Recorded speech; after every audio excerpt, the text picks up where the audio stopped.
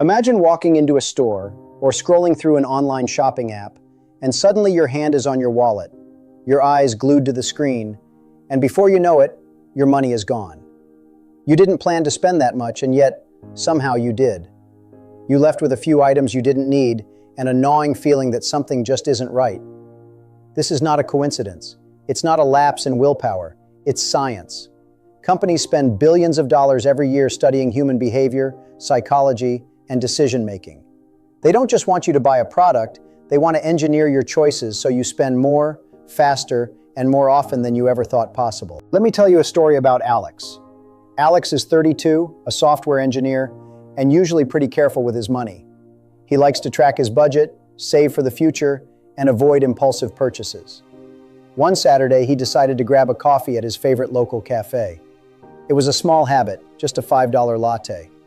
But the cafe had recently changed its menu and started offering premium add-ons. He added oat milk, a flavored syrup, and a fancy pastry. Suddenly, his $5 coffee turned into $12. It didn't stop there. On the way home, he checked his phone and saw an ad for the latest wireless earbuds, the ones he had been curious about for months. The ad had a timer counting down. "Only 2 hours left, limited stock." Alex clicked. Before he knew it, he had spent $250, even though he hadn't intended to. He felt a mix of excitement and guilt. Here's the kicker. Companies designed the environment around Alex to make this happen. They studied how humans respond to scarcity, urgency, social proof, and even small rewards. Every display, every notification, every little nudge was engineered to bypass his rational decision-making and push him towards spending. Let's break down the psychology behind this. First, scarcity and urgency. Humans are wired to act when they perceive something as rare or time-limited. Evolutionarily, this made sense. Resources were scarce, and missing an opportunity could mean going hungry. Companies exploit this instinct with phrases like limited edition, only 3 left, or countdown timers online. Suddenly, you're in a race against time, and your brain prioritizes action over rational thinking. Next, there's social proof. This is the principle that if everyone else is buying something, it must be good. Online reviews, bestseller lists, or even seeing friends post purchases on social media trigger this response. Alex saw the earbuds were #1 in sales and trending among users his age. His brain interpreted that as a signal of value and safety, making him more likely to purchase. Then we have anchoring and framing. This is a subtle psychological trick where your brain uses one number as a reference point for evaluating another. You might see a jacket priced at $200 marked down from $400. The $400 is the anchor, and suddenly $200 feels like a steal. You think you're being smart, getting a bargain, but companies know exactly how to manipulate the frame so you perceive value where there may be none. And let's not forget rewards and gamification.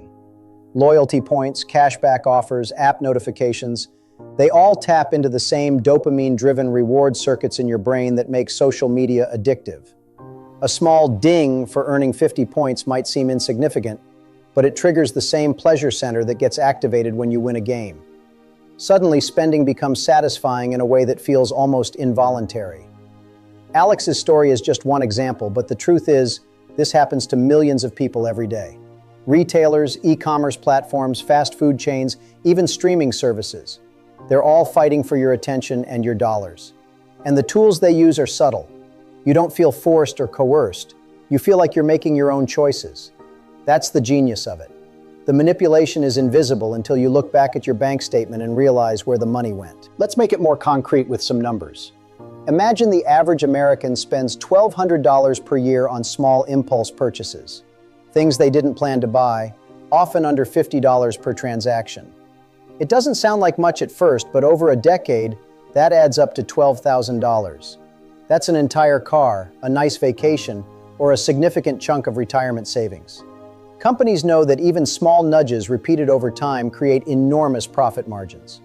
Your $5 latte, your limited-time tech gadget, your trendy shoes, they compound into billions in revenue industry-wide. Now here's where it gets more interesting. Credit and payment psychology. Paying with a credit card feels different from paying with cash. When you swipe a card, your brain experiences less pain compared to handing over physical money. That's why studies show people spend more with cards than cash. Some apps even delay showing the total amount spent until after the purchase, minimizing friction and maximizing satisfaction.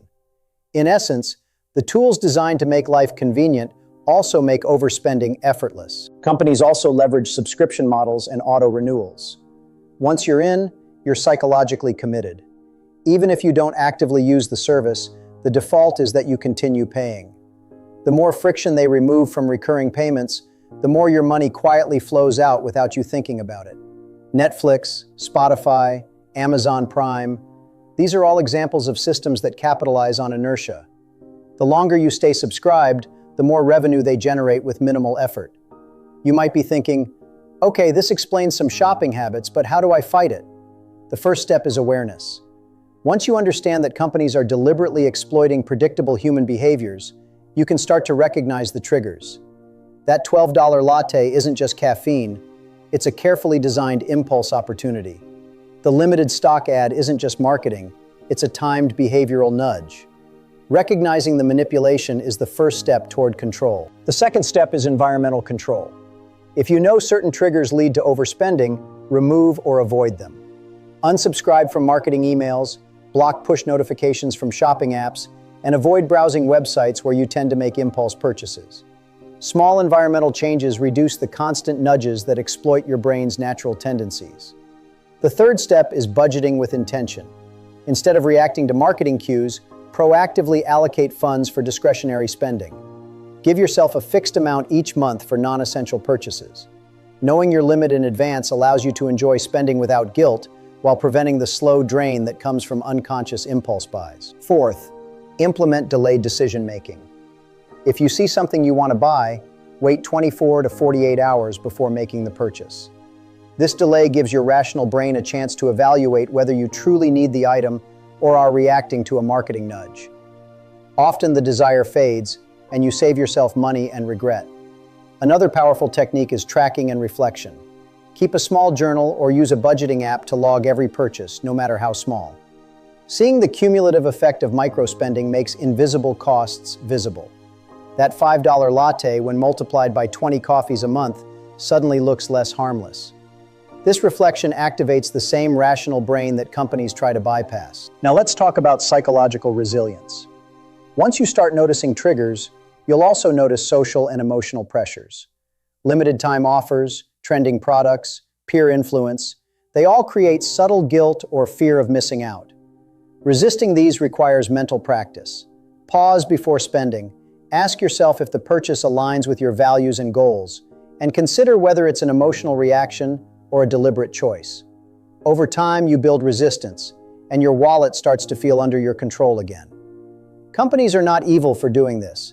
They're doing their job, and they do it well. The problem is that many people don't realize how systematically their choices are being shaped.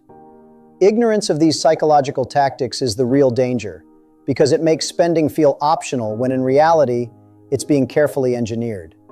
Once you see the patterns, however, you can reclaim power over your financial decisions. Let's revisit Alex.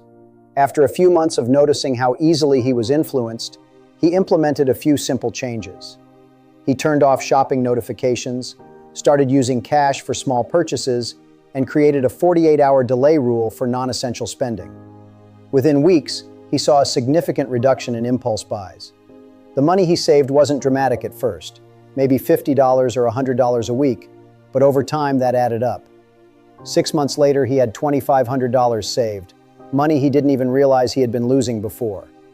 The key takeaway here is this: your spending isn't entirely your fault, but it is entirely within your control once you understand the rules of the game.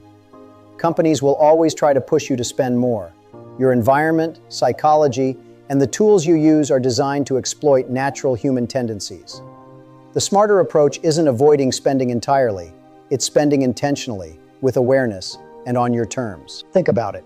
If Alex had noticed these spending triggers sooner, that $250 on earbuds could have been invested, saved, or used in a way that matched his long-term goals. The point isn't to never spend, it's about making every dollar count. It's about understanding why, when, and how you spend. Companies are always working to pull on your natural impulses, using scarcity, social proof, and clever nudges to bypass your rational brain.